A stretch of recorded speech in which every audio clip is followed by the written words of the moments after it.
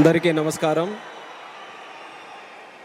కోట్లాది మంది దేశ ప్రజల తాలూకా ఆశయాలకు ప్రతీక, దేశ సమగ్రత కోసం, దేశ భద్రత కోసం, దేశ భవిష్యత్తు కోసం ప్రతీగా నిలిచినటువంటి ప్రధాన సేవకుడు, మనమందరం కూడా అభిమానించే నాయకుడు, మనమే కాదు ప్రపంచం గర్వించదగ్గ నాయకుడు దేశ ప్రధానమంత్రి నరేంద్ర మోదీ గారు.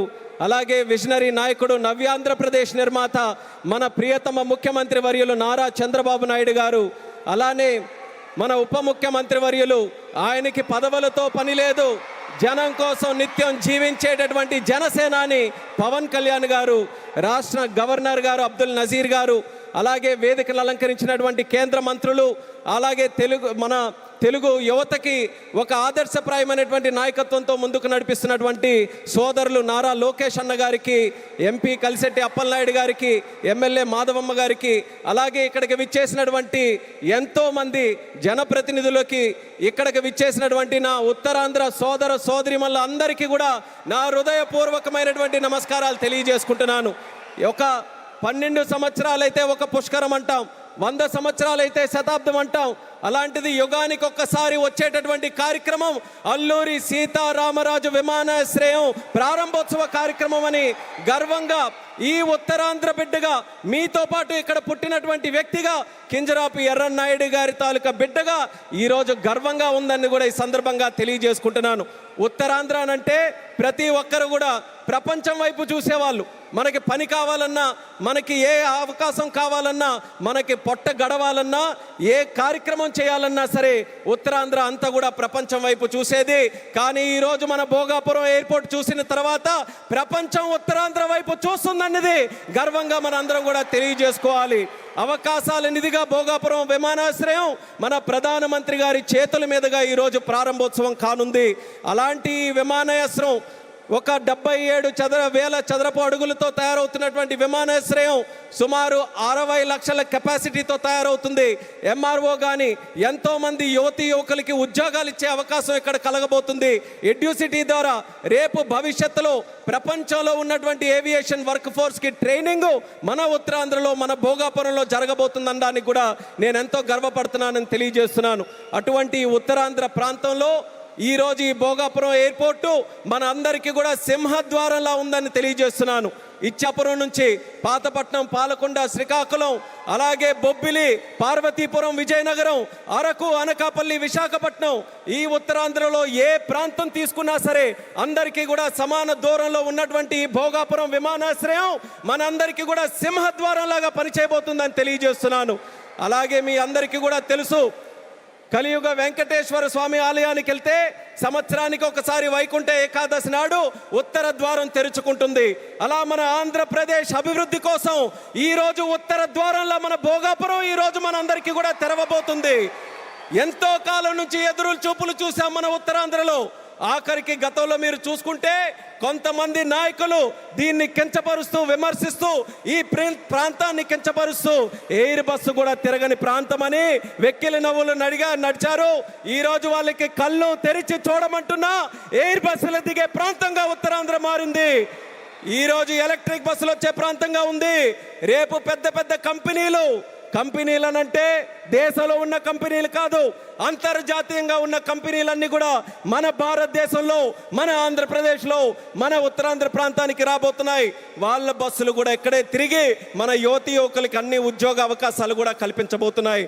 ఇలాంటి పవిత్రమైనటువంటి భూమి మన ప్రాంతంలో తీసుకుంటే ఒక పక్కన ఆధ్యాత్మిక ఆలయాలు శ్రీకూర్మం, శ్రీముఖలింగం, అరసవెల్లి, సింహాచలం, అలాగే రామతీర్థాలు, పైడితల్లి అమ్మవారు, ఇలా ఎన్నో పవిత్రమైనటువంటి దేవాలయాలు ఇక్కడ ఉన్నాయి. మరొక పక్కన పర్యాటక రంగం, కొండలు, సముద్రం, అలాగే దానితో పాటు ఈరోజు ఉత్తరాంధ్ర దిశని మార్చే విధంగా చంద్రబాబు నాయుడు గారి తాలూకా నాయకత్వంలో గూగుల్ లాంటి సంస్థ ఇక్కడికి వస్తుంది. ఆర్సెలర్ మిట్టల్ స్టీల్ ప్లాంట్ వచ్చింది, రైల్వే జోన్ మనకు వచ్చింది, మూలపేట పోర్టు మనకు వచ్చింది. ఇలా లెక్క పెట్టుకుంటూ వెళ్తే ఏ ప్రాంతంలో జరగనటువంటి అభివృద్ధి ఈరోజు మన ఉత్తరాంధ్ర ప్రాంతంలో జరుగుతుందనేది యువతీ యువకులందరికీ కూడా నేను గుర్తు చేస్తున్నాను. ఇక చేయాల్సింది మనం ఒక్కటే, మనకి రెండు విజన్లు ఉన్నాయి. స్వర్ణాంధ్ర విజన్ బై చంద్రబాబు నాయుడు గారు, వికసిత్ భారత్ విజన్ బై నరేంద్ర మోదీ గారు. మన యువతందరం కూడా కలిసి ఆ రెండు విజన్లు రెండు కళ్ళులాగా మనం అందరం కూడా ముందుకు నడిచి అత్యంత సుందరమైనటువంటి శక్తివంతమైనటువంటి భారతదేశం తయారవడానికి ఈ రెండు విజన్లు కూడా మనం స్వీకరిస్తూ ఇక్కడ ఉన్నటువంటి యువకులందరూ కూడా ముందుకు రావాలని మరొక్కసారి వాళ్ళందరికీ కూడా పిలుపునిస్తున్నాను. ఒక ఎయిర్పోర్ట్ ఎక్కడైనా నిర్మించామనంటే, నేను కేంద్ర మంత్రిగా అయిన తర్వాత ప్రధానమంత్రి గారి చేతుల మీదగే సుమారు 16 ప్రాజెక్టులు ఇక్కడ ప్రారంభించాం భారతదేశంలో. కానీ ఏ ఎయిర్పోర్ట్ ప్రాజెక్టు కూడా ఇంత ఘనంగా 2-3 లక్షల మంది ప్రజల తాలూకా ఆశీర్వాదం మధ్యలో ఇది ఏదో ఒక రాష్ట్ర పండుగ అంటున్నారు. ఇది కేవలం రాష్ట్ర పండుగ కాదు, ఉత్తరాంధ్రలో ఉన్నటువంటి ప్రతి ఇంటి పండుగ ఈరోజు ఈ విమానాశ్రయ ప్రారంభోత్సవ కార్యక్రమం, అందరి గుండెల్లో ఉన్నటువంటి కార్యక్రమం. అటువంటి కార్యక్రమానికి మనం నిజమైన అర్థం ఈరోజు సాకారం చేశాం. అర్థమనంటే భవ్యమైనటువంటి ఒక బిల్డింగ్ కట్టడమే కాదు, దానికి చరిత్ర గుర్తుండిపోయేలా మన్యం వీరుడు అల్లూరి సీతారామరాజు గారి పేరు పెట్టడం, ఇది ఒక చరిత్ర అనేది కూడా తెలియజేసుకుంటున్నాను. అడవుల్లో ఎక్కడో వినేటటువంటి పేరు, అడవుల్లో వినేవాళ్ళం అల్లూరి సీతారామరాజు అని. అలాంటి ఆ పేరుని ప్రపంచం మొత్తం మారుమోగుతుంది. అమెరికా వెళ్ళినా, ఆస్ట్రేలియా వెళ్ళినా ఎక్కడికి వెళ్తున్నారనంటే అల్లూరి సీతారామరాజు గారి తాలూకా గడ్డ విమానాశ్రయానికి మేము వెళ్తున్నామని మన యాత్రికులందరూ కూడా గర్వంగా చెప్పుకునే స్థాయిలో ఈరోజు ఆ పేరును కూడా మన నరేంద్ర మోదీ గారి తాలూకా అధ్యక్షన కేంద్ర ప్రభుత్వం అంగీకరించి ఈరోజు పెట్టింది. ఇంత ఫోకస్ మన ఉత్తరాంధ్రలో పెట్టిన తర్వాత మీ అందరికీ కూడా ఒక్కటే తెలియజేస్తున్నాను, ఇంకా మనం ఎక్కడ కూడా ఆగకుండా ఉత్తరాంధ్రకి కళలకి రెక్కలు వచ్చే విధంగా మనం అందరం కూడా ముందుకు వచ్చి ఈ అవకాశాలన్నీ ఎవరి కోసం? ఇవి రాజకీయ అవకాశాలు కాదు, ప్రజల కోసం, యువత కోసం పెట్టినటువంటి అవకాశాలు. ఆ అవకాశాలని మనం అందిపుచ్చుకొని ప్రపంచంలో ఏ ఏ ప్రాంతాల గురించి మనం మాట్లాడతాం, ఇది ఎలా డెవలప్ అయింది, అది అలా డెవలప్ అయిందని బాధ్యత మనం తీసుకుందాం. నాయకులుగా వాళ్ళ తాలూకా నిర్ణయాలను మనకి చెప్పారు, వాళ్ళ మాట నిలబెట్టుకున్నారు, అభివృద్ధి ఇక్కడికి తీసుకొని వచ్చారు. ఇక పని చేయాల్సింది మనం ఆత్మవిశ్వాసంతో ముందుకు వెళ్ళి ఈరోజు వచ్చినటువంటి అవకాశాలని సద్వినియోగం చేసుకొని ఉత్తరాంధ్రని ఉత్తమాంధ్రగా తయారు చేద్దామని ఇక్కడ ఉన్నటువంటి యువకులందరికీ కూడా పిలుపునిస్తున్నాను. అలాగే మన आदरणीय माननीय प्रधानमंत्री जी, आपको फिर से मैं भोगापुरम और उत्तरांध्र प्रांत को क्षेत्र को स्वागत करता हूं। मैं इतना इमोशनल हूं आज क्योंकि मैं भी इसी प्रांत से आता हूं। काफ़ी समय से हम सुनते आ रहे, मेरे बचपन से सुनते आ रहे, यहाँ कोई किसी के लिए अवसर नहीं है। उत्तरांध्र से लोग बाहर जाते रहते हैं काम के लिए, पर आपने वादा निभाया। आपके मार्गदर्शन में, हमारे चंद्रबाबू जी के मार्गदर्शन में यहाँ पे जो इम्पॉसिबल लगता था वो आज पॉसिबल करके दिखाया।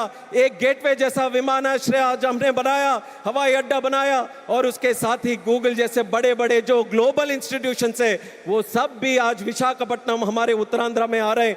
ये हमारे सब के लिए, हमारी जो ताकत है यहाँ युवाओं के लिए, ये बहुत बड़े सौभाग्य की बात है। आपने अपना वादा निभाया और मैं इस मंच से आपको वादा देता हूँ, हमारे उत्तरांध्र के युवा से वादा देता हूँ कि आपका जो विजन है विकसित भारत 2047 का विजन में उत्तरांध्र का हर युवा व्यक्ति आपके साथ खड़ा रहेगा, आपके साथ काम करेगा।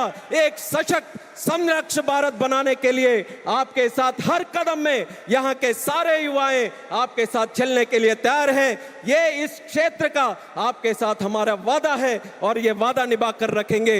आपको, हमारे आदरणीय चंद्रबाबू नायडू जी को, मंच पर बैठे सभी को दिल से मैं स्वागत करता हूँ, धन्यवाद भी करता हूँ। और आपके यहाँ వచ్చినటువంటి ప్రజలందరికీ కూడా మరొక్కసారి నా హృదయపూర్వకమైనటువంటి ధన్యవాదాలు తెలియజేసుకుంటూ ఇది ఒకే ఒక్క మాట చెప్పి నేను ముగిస్తాను.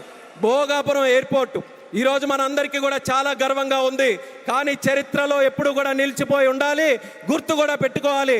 ఈ భోగాపురం విత్తనం వేసింది ఒకే ఒక్క నాయకుడు, నారా చంద్రబాబు నాయుడు గారని మళ్ళీ మళ్ళీ గుర్తు చేస్తున్నాను.